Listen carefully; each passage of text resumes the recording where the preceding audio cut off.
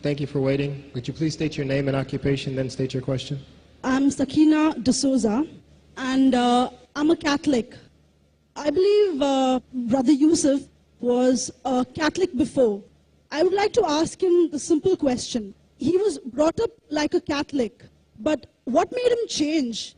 Doesn't he believe that the Messiah is true, or did he ever feel that the religion, Catholic religion, has not brought up any Messiah and the Bible is false? I would like to just know what that means, because he said he was a Catholic before and now he has become a Muslim. What made you change? What was that storyline before? Doesn't he believe that there is a Messiah, or the Messiah had come, saved us, died on the cross? Thank you very much for a good question. I hate to disappoint you, but I wasn't a Catholic. But I was with a Catholic priest the night that he accepted Islam. And I asked him these questions you asked me. Because after all, I was still a Christian, a preacher in Christianity, and I wanted to know why my best friend, a Catholic priest, had converted.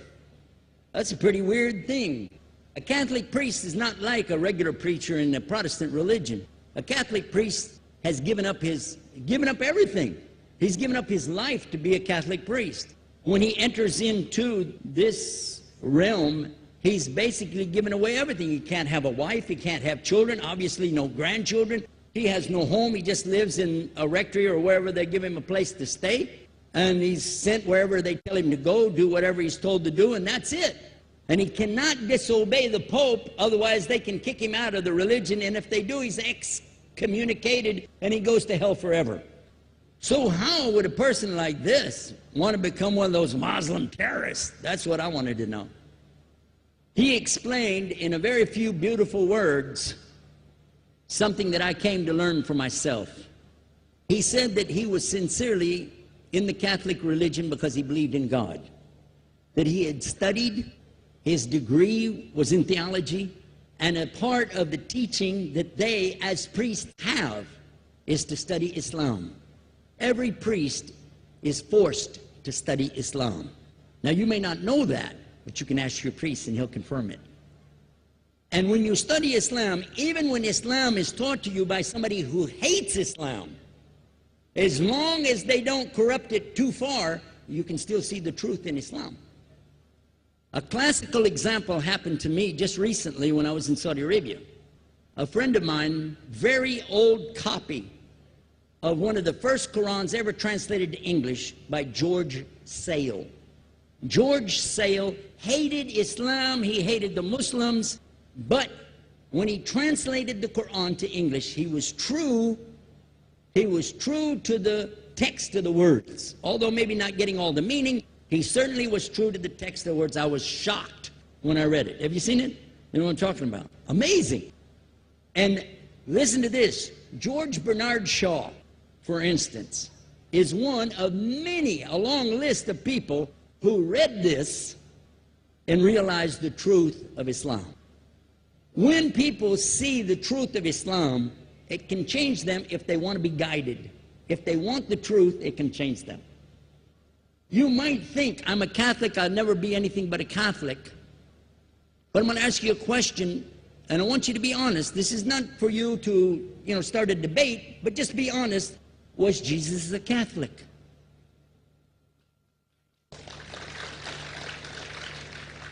And it's not open to debate, so there's no point in opening that up, because you know and I know he wasn't. The Catholic Church was in business about 300 years before Jesus was born.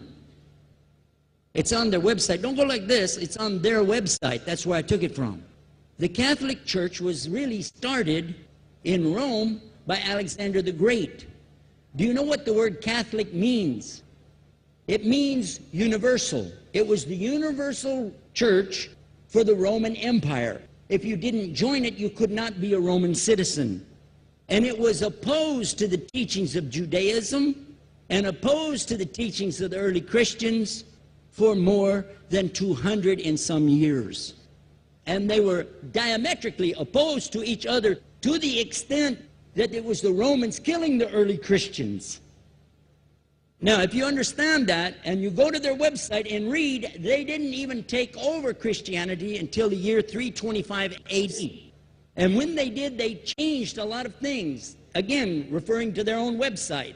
But if you want to check it in Britannica or Americana or grow your encyclopedias, go ahead and read about the Catholic Church. When, in August of 325 AD, at the Nicaea Council, they took over, first thing they said was, let's change the date of the birth of Jesus to be the same date as that of Mithras, which was the god, one of the gods worshipped there, and also the sun god's birthday was the same day, December the 25th, believing it to be the shortest day of the year. And Constantine was a sun worshiper of Saul Invictus. Go to the website, read it for yourself. There are a lot of points, but not the least of which, even today, if you go in any Catholic church, and I have, you'll see so many portraits and statues and idols and images throughout the whole place, that for the one who's never experienced that, for a Muslim who knows about these images, he'll be like, whoa, a'udhu billah. Whoa, what's this? The first time I walked in a Catholic church, I was about 10 years old. I was shocked.